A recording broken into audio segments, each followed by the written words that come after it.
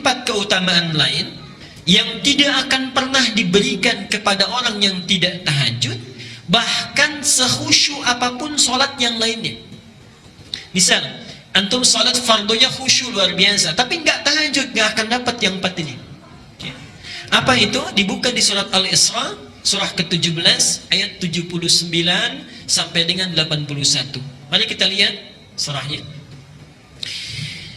Wa minal laili fatahajjad bi nafilatan laka. Pengantarnya ini, perhatikan gue ya Pak, ayat 79 ini dipisahkan ketentuannya dengan ayat 78. Di ayat 78 tentang sholat wajib, kemudian 79 tentang sholat tahajud. Tapi uniknya Allah hanya menerangkan 4 keutamaan untuk sholat tahajud, 78-nya nggak disebut ya. Kita lihat ya, aqimis salata liduluki syamsi ila ghasaqil laili wa qur'anal fajri inna qur'anal fajri kana mashhuda. Itu salat yang wajib 5 waktu ya. Tidak dijelaskan keutamaannya, nanti dirinci di hadis. Tapi ketika menerangkan tahajud ayat 79 ya, wa minal laili fatahajjad bihi, dan di antara sementara malam tunaikan olehmu tahajud nafilah. Itu hanya sunnah saja, muakkadah hukumnya, sunnah yang sangat ditekankan. Tapi ibadah nafilah ini, subhanallah, tidak didiamkan oleh Allah, langsung dilengkapi ayatnya. 1, asa an yab'atsaka rabbuka maqaman mahmuda. Siapapun yang menunaikan tahajud dengan baik, maka Allah akan mengangkat derajatnya, mengangkat karirnya, ditempatkan di tempat yang terbaik dan mulia. Jadi Pak, saya seringkali rewel ya, cerewet kepada para ayah. Antum itu punya tugas untuk mencari nafkah.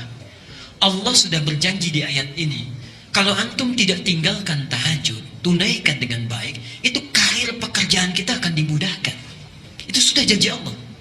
Sudah janji Allah. Antum jangan lihat para sahabat Nabi itu bukan semuanya jadi ustadz, tidak. Banyak di antara mereka yang pebisnis.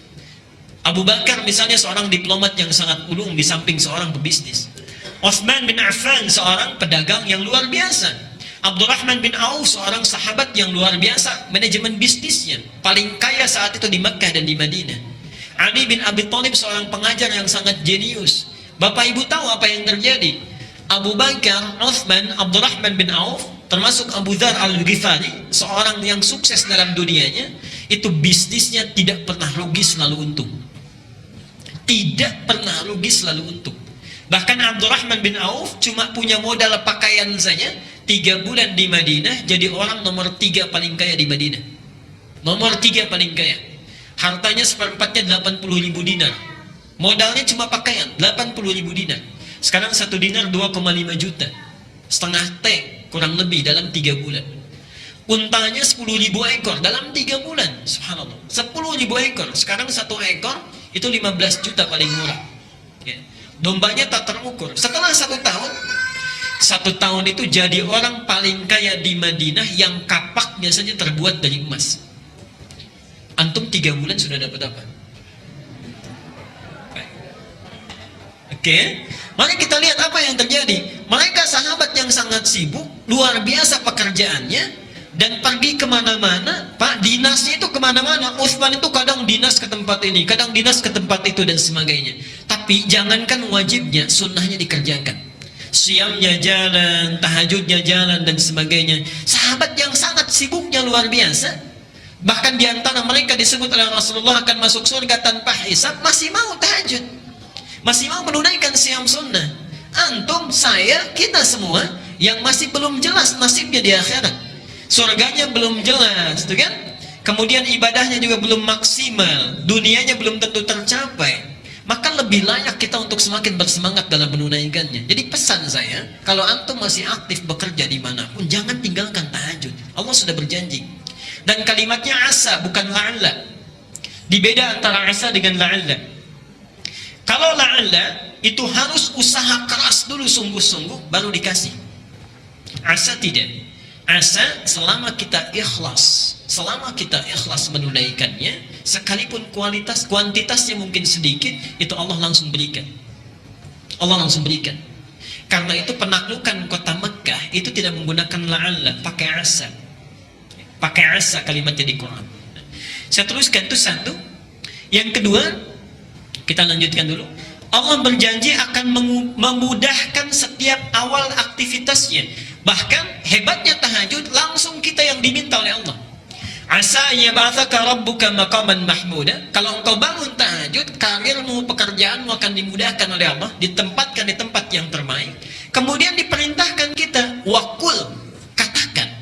Saat tahajud itu mintakan kepada Allah, Rabbi adkhilni mudkhala sidqin. Duhai Allah, mudahkan setiap aktivitas yang akan saya awali.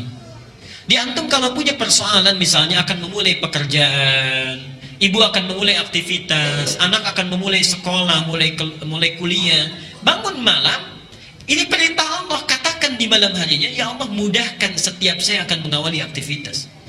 Janji Allah yang kedua, Allah akan mudahkan setiap aktivitas yang dia lakukan. Yang ketiga, Allah akan lepaskan, bebaskan dia dari segala kesulitan yang sedang dialami.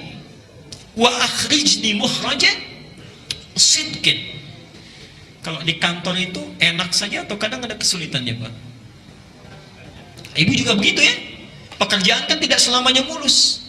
Maka kata Allah, hebatnya karir diangkat, pekerjaan dimudahkan, ada kesulitan dilepaskan, dan yang terakhir, waj'alni min ladunka sultanan nasyara. Kalau ada yang mengganggu dalam pekerjaannya, Allah yang langsung menolongnya, bukan yang lain. Allah yang langsung menolongnya. Ini 4 hal. Karena itu, dari keutamaan-keutamaan ini, Nabi diperintahkan sebelum turunnya perintah sholat 5 waktu, Rasulullah sudah menunaikan sholat ini, sholat malam, sudah didawamkan. Turun surah Al-Muzammil, surah ini mewajibkan Rasulullah menunaikan sholat tahajud. Jadi asalnya tahajud itu wajib bagi Nabi. Nanti setelah turun ayat yang ke-20 di surah Al-Muzammil, ayat yang terakhir, pindah menjadi sunnah.